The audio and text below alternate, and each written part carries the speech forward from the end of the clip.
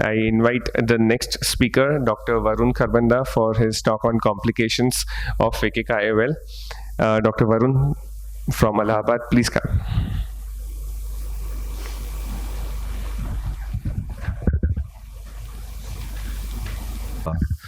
I thank all of you for making this effort of coming early on the Sunday morning. And now that we've heard wonderful talks about the pros of the IPCL or the ICL or the PHAKIC IOLs, I'm going to just play the devil's advocate and show the other side of the coin as to what all can go wrong, and I will try my best to also be able to help you about how to go about managing it. I have no financial interest. So this, in a nutshell, are all the complications mostly that you can face. We can divide them into intraoperative and postoperative complications. We will tackle all of these points one by one in the coming sections. So the most important complication that can happen intraoperatively actually starts right from the time you load the lens.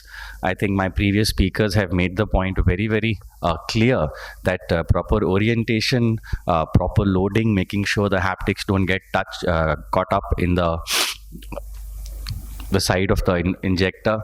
These are all very important, because how your IPCL or ICL or your PHAKIC IOL will behave in the anterior chamber depends totally on the ease of insertion and the orientation of insertion. While loading the lens, we should be careful about not grasping it too tightly, not grasping it from the edges, because these are very sensitive edges. You might just end up ripping them, especially for the ICL. Moving on. So this is what happens when you have an inadequate incision. Sometimes the blades are not to the measurement. You think you've made a 2.8, but it's actually 2.75. And it's just going to make the entry of the lens that much more difficult. There'll be more resistance, and there are more chances of the lens changing the orientation, getting flipped or getting reversed. Like I say, it cannot be stressed enough that the ease of entry, the ease of loading will actually do 70% of the work for you. We can see that there is resistance and the lens is opening in an orientation that, you know, would not make you comfortable. So just make sure that the entry is adequate. This is not a phaco where we can't have leaking wounds. If you have any doubt in your mind, you can go and extend the wound a little more just so that your injector goes in, there is less resistance. This is again flipped entry. I think Mukesh just spoke very beautifully about this. You need to keep your wits about when it is opening. It sometimes becomes difficult to understand which direction it is opening, and you have to take evasive action as soon as you figured out what's going wrong. This again has to do with the loading, the orientation of the injector cartridge while you insert the lens. What happens after the flipped entry, or what happens if you are not able to stop or correct yourself? The lens actually gets in the AC inverted. The biggest thing that you have to keep in mind is, if you have an inverted entry, never ever try to manipulate it in the AC, because that is invariably going to cause endothelial damage. More importantly, it might cause anterior capsular damage, and you might end up getting a cataract way sooner than you had expected. So this is part of the video that Dr. Ridhima was showing. You can see that instead of a reverse taco, it opens like a classical taco. Instead of using a second instrument, she uses a viscoelastic. But again, as shown in the video, taking it out is not at all difficult. You just enlarge the wound a little and very gently keep tugging at it. You have to be careful that you don't pull it all at once. You, in a way, milk it out, and it will very easily fold upon itself and come out, and you can reuse this lens. It's not like it's not usable. If you're gentle enough with it, you can always reuse the lens. And if it does get damaged, most of these companies have a provision to replace your lens at least once, so you don't really lose anything from your pocket. You can be patient, you can counsel the patient and move ahead. Other infrequent intraoperative complications are like any other that we have. We can have iododialysis, iris bleed, iris can prolapse if the wound is too big or too shallow.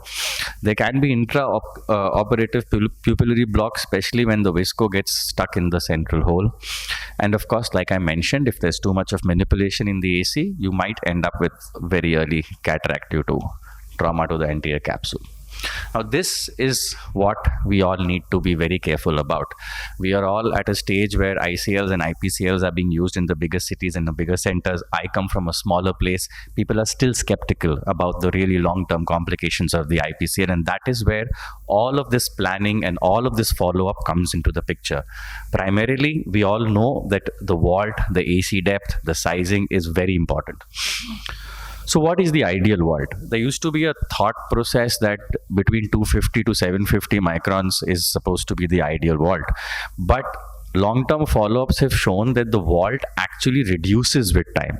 So the current understanding is that you can aim to have a vault anywhere between 400 to 800 micron, because with age, not only does the vault reduce in size, the lens also swells up. So people who are going to get cataract, say at the age of 50 and 55, are starting to get it at 40, 45. So a little extra vault does not hurt. Here are two pictures showing the high and the low vaults. So we'll start with the high vault related complications. Angle closure glaucoma, it's very evident. The vault will be high, the iris would be pushed anteriorly, it will press on the angle, which is why all the central holes and the iridectomies. But again, sometimes the iridectomies might get blocked by the haptic of the lens, sometimes pigment blocks the holes. So this is something you have to keep in mind. And if you have a high vault to begin with, you already have a handicap, and if any of these situations arise in the future, you'll have your hands full. Pigment dispersion, again, this happens because of high vault. The lens keeps rubbing against the iris. The people who are susceptible to it, there's a lot of pigment dispersion.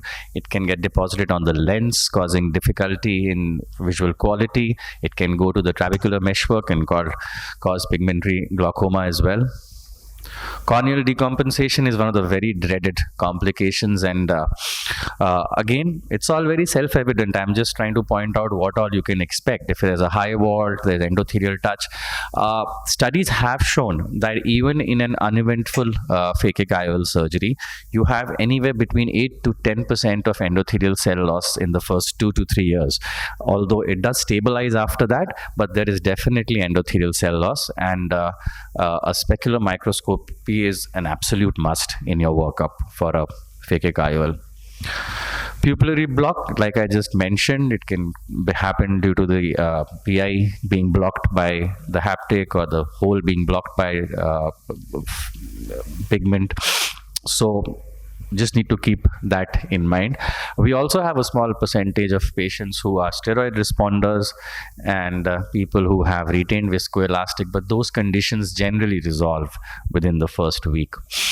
This is the big one, cataracts. That's the end of the game for anyone who's going for phakic IOL. And mostly, like Mukesh said, they're anterior subcapsular, but surprisingly, they don't happen right in the center. They happen in the paracentral areas, because that's where the ICL and IPCL is the closest to the lens. So the typical cataract that you will get would be right in the paracentral area. This is a small video, something that Dr. Ridhima mentioned and Dr. Mukesh spoke about.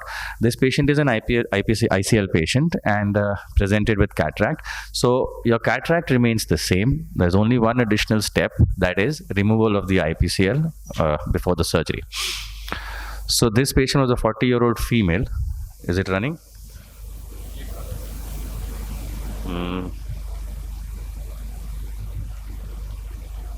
Video. Hang on. Let's see. Let's see. Yeah. So you can see the cataract. Now, this patient presented with a toricity of about 2.78 diopters, and we decided to put a toric IOL in it. That's the surgery. So basically, you do your toric markings, you make your usual wound.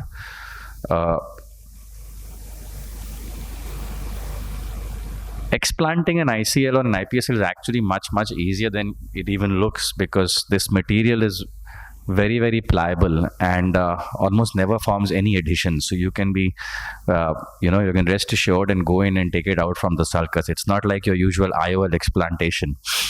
Although you have to orient it properly because you need to get hold of it from your haptic optic junction. That's the strongest point of the IPCL. If you just hold the haptics from the periphery, or if you go at the optics, those are the thinner parts. So you might just end up tearing it or taking out a part of it. But if you orient it properly and go to the optic haptic junction, then it's actually very easy. This is the same point where you use while implanting to tuck in the lens behind the iris. Excuse me.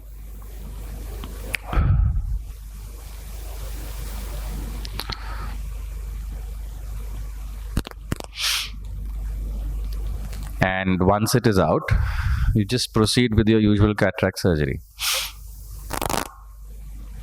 I do have to confess that it's kind of disheartening whenever you have this, because it's a journey that you and the patient started with the hope of spectacle-free life with least amount of collateral damage, and then you end up taking a cataract out of a 40-year-old patient. It's quite painful, but it is what it is. Yeah, nothing special here. You just... Another complication that used to be common with anterior chamber IOLs was pupil ovalization or pupillary capture. That would happen when the haptic would entangle the root of the iris.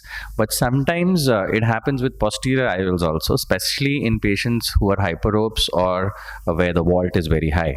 This is a very interesting video of something like that.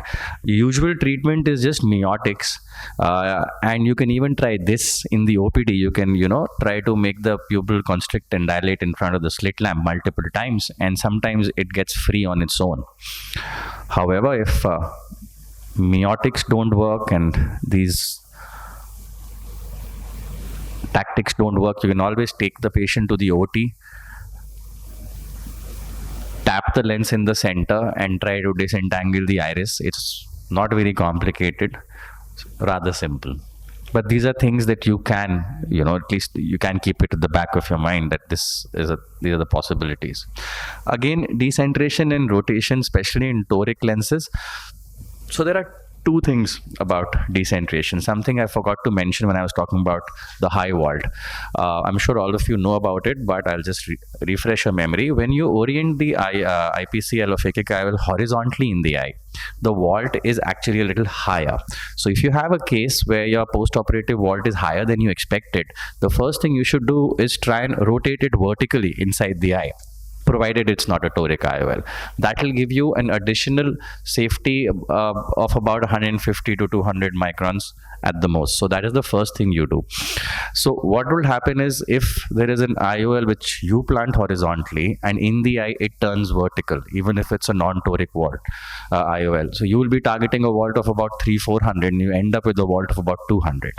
And of course it's a sizing issue. You can try and go in and again put it in the horizontal axis, but if it is a permanent issue, it is not going to just become all right with rotation. You might have to explant it, but trying to rotate and put it back in the original place is definitely worth one try.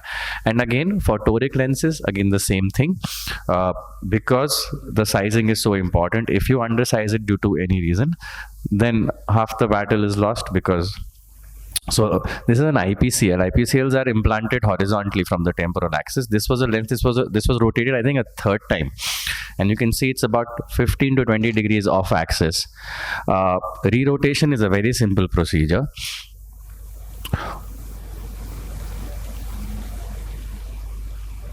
You just make the two wounds. You can see intraoperatively itself the lens is shifting, which means that it is a sizing issue. If this one rotates once again, I'm going to explant it. I've decided, but you always hope against hope that maybe this time is the last time and this time it stays. And that's about it.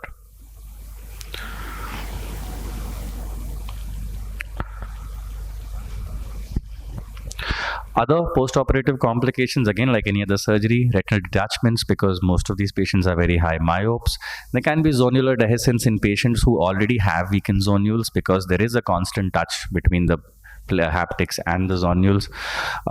Glares and halos used to be there earlier with the anterior chamber lenses. They are there more in the Western population because the mesopic pupil is 4 to 5 millimeters in size. Our mesopic pupil is more between 3 and 4 or 2.5 to 4 millimeters. So it's not so common in the Indian population. However, if your patients do experience that, you can always use miotics. Uveitis, TAS, and endophthalmitis like any surgical procedure. And SIA, if your corneal biomechanics are unpredictable or if your incision is too large or too long, you can end up with some unplanned astigmatism. I would like to thank Dr. Himanshu Matalia, Dr. Mukesh, Dr. Ridhima, and Dr. Karishma. And thank you very much. I'll be happy to take any questions. Yeah, we still have time for questions. Just to add a little bit, the last slide which he showed about the retinal detachment. Yes, it is very important that at the follow-up also that the retina evaluation is done. I do the retina evaluation initially for the first year every 6 months, following that annually. In our set of data, we had around 150 patients, and 2 of them landed up in a retinal detachment because they are primarily very high myope. Not only that, perhaps I would also share one really sad patient sad event that happened with a patient. The patient developed a myopic CNVM later on, for which an intravitreal injection was given, following which he developed a retinal detachment. So the purpose is to tell these patients have a really weak retina, and it is mandatory you do a frequent checkup because these type of complications can only be prevented by just frequent retinal evaluation. Point number 2 is related to the haptic location. Although these are sulcus fixated lenses, many a times we have seen because of the anterior insertion of these zonules, they really don't go and sit inside the sulcus properly. There are many studies which have shown that it doesn't go this way in a sulcus, but if they are entangled into the zonules, or with the zonules being too anterior, it folds up and then irritates the back of the iris, which causes the pigment dispersion. That is one thing that one needs to take care of. I would also just like to emphasize regarding biometry. If you have a phakic IOL which develops a cataract, nothing different has to be done. Only thing is you do the regular optical biometry. Most of the time you will be landing up pretty close to the emetropia only. And I would like to ask Dr. Ridhima, how do you counsel the patient? Suppose if the patient has developed a cataract, how are you going to counsel the patient, and do you have any particular lens selection post-operatively for the patient? Because they're very high myopes and they really want the spectacle independence. Usually you will see that the patient is demanding for spectacle independence. You still go for trifocals if the power is available, or how?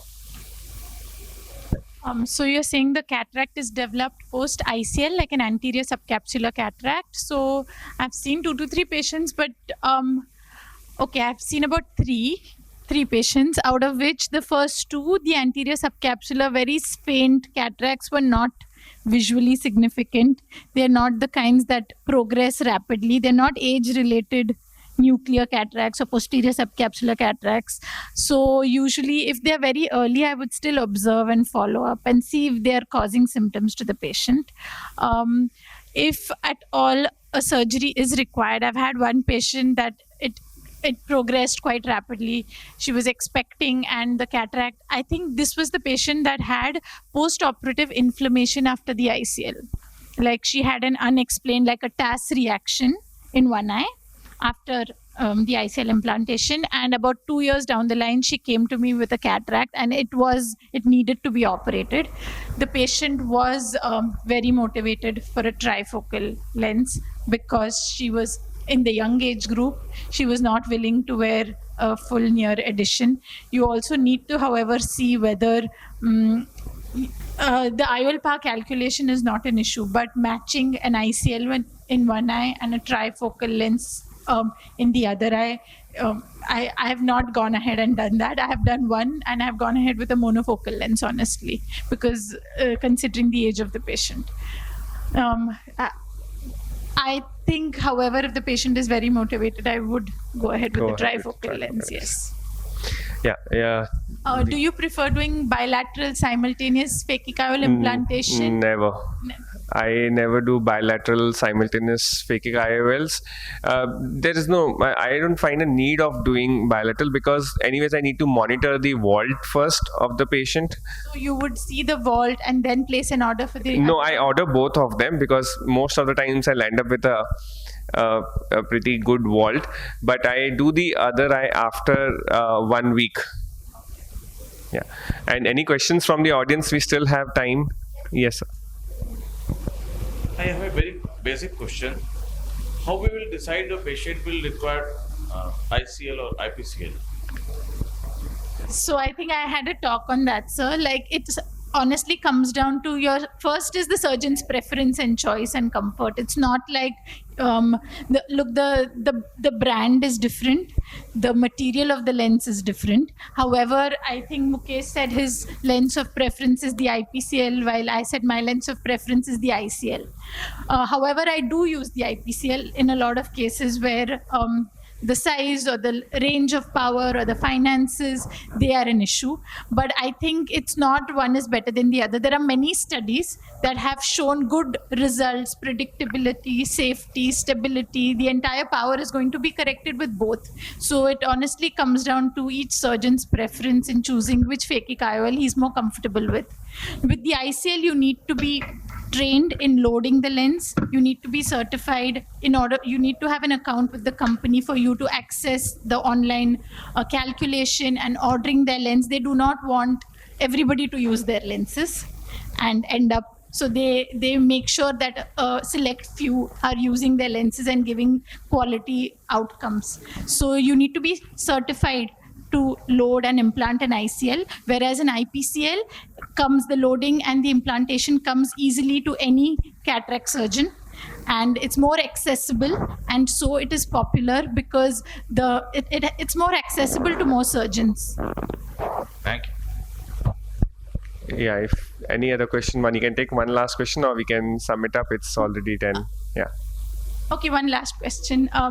What would you say about doing a corneal laser procedure in one eye and a phakic IOL in the other, or would you prefer phakic IOL in both?